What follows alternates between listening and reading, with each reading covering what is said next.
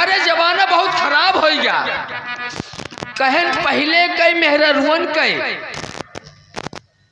न सुन में। अरे कहन पहले कई मेहररुअन कई आधी उम्र तक बीत जात रही, तब लड़का पर कई होवे के दुनिया में बात सुनात रही। लेकिन अब का दुल्हन गौनन के आवत, अब का दुल्हन गौनन के आवत झट लड़कोर हो जाती हैं। आ कितनन तो गौनन के पहले खोज दवाई खाती हैं। ए देव पता नहीं कौन रंग का यही समय आए। अब फुरब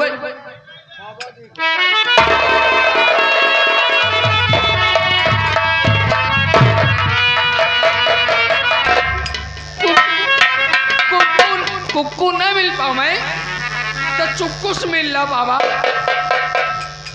और तब आप लोग के सेवा में चलिए यहीं से बात को खत्म करते हैं। अब आप लोग के भी लेकिन क्या बताई भाई, एक बात फंस गए। हम अकेले नहीं यही, हम दो ही भाई यही। नहीं नहीं के अकेले नहीं, हम गोबड़ौरा ही गोबड़ौरा। वह जोड़ौरा चाहे समझे चाहे गोबड़ौरा समझा, हम लोग गोबड़ौरा में पैदा भरे हैं। लेकिन हमरे भाई हमारे नाम का है, हमारे नाम आए मेरे रखन और कोई नाम है ले भगन। लेकिन अंतर का हो गया भाई कि हम तनिक छोट हो गए और हमरे भैया तनिक बड़ा हो गए। अपने भैया से मिलवाई दी तो का लोग का उस भेंट मुलाकात कैला। उसके बाद फिर रंगारंग कार्यक्रम आप लोग के बीच में प्रस्तुत होगा। धन्यवाद।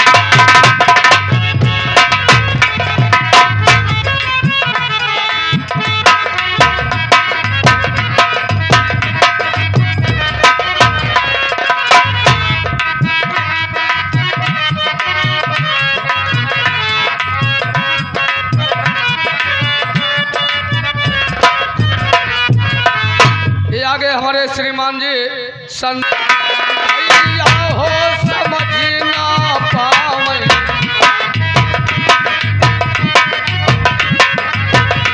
लौटन का जूतर सामने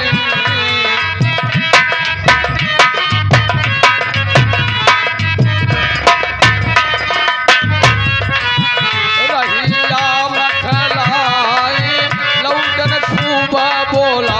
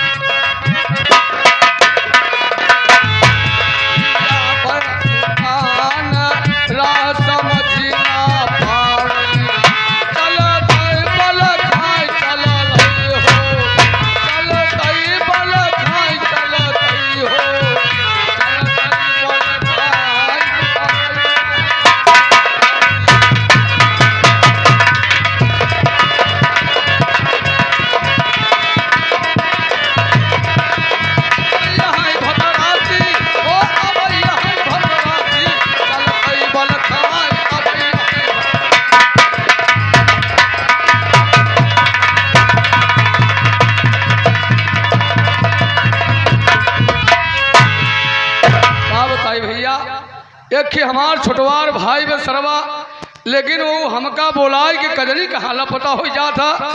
आज चलत ही ओका देखी थी कि था बड़े बोलाए से, काहे बड़े बोलाए से, लेकिन अब मिल जाए तब उनसे बचाई से आज बतलाई कि तू जितना आवारा हो गया, जहाँ जहाँ घूमत है हम सब तो हार जाने कितना घूमत है, कैसे आवारा हो गया, कैसे बिगड़ा जाता है, लेकिन मिल जाए।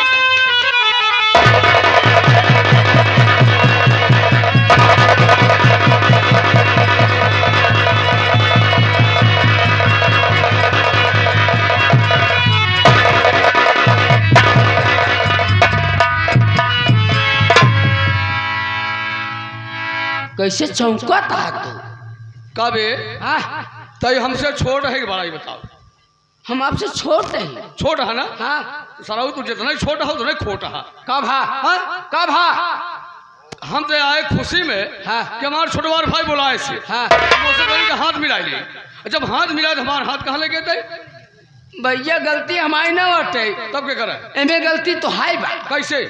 जब हाथ मिलावे लागे हाँ तो है हाथ रहा टाइट हाँ और हमारे हाथ रहा ढील।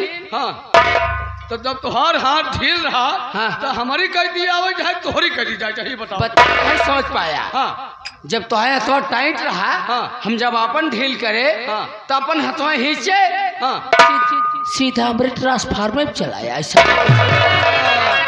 तो जितना मेला पड़त हुए आजकल ट्रांसफार्मर लग चला जाएगा तू। सब बात छोड़ा, हाँ, सारी बात छोड़ा, और गंधात बात पकड़ी, सब बात छोड़ा।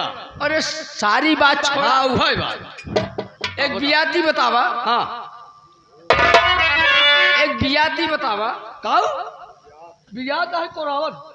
अरे मतलब एक बात एक बात ही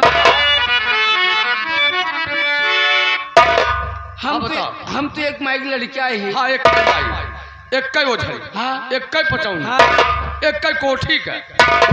कोठी नहीं सारे कैदा बसवारी पैदा है। एक कोठी के एक कई कोठी का। हाँ एक कई कोठी के पैदा है। पैदा है। हाँ लेकिन तनिक फर्क हो गए। फर्क ये हो गया। का फर्क हो गया? पैदाइशी में तनिक फर्क हो गया भाई। का भा? पैदाइशी में यही फर्क हो गया। हाँ कि हम हो गए पटेल, हाँ, ये हो गए ससुर कुर्मी। का कहा बताई ही तो कही कि कुछ पागल सरवा बतावा। अभी एक दाई भाई यही कहा ये ससुर हो गए कुनमी। हाँ। कब एक कुनमी और पटेल अलग अलग होती? हाँ बात का नहीं, ये गलत है। हाँ? ये है एक दिन भले पैदाइश है। हाँ। लेकिन तनिक फर्क ये है का? हमार पैदाइश 12 बजे गया। हाँ। और तोर पैदाइश 11:60।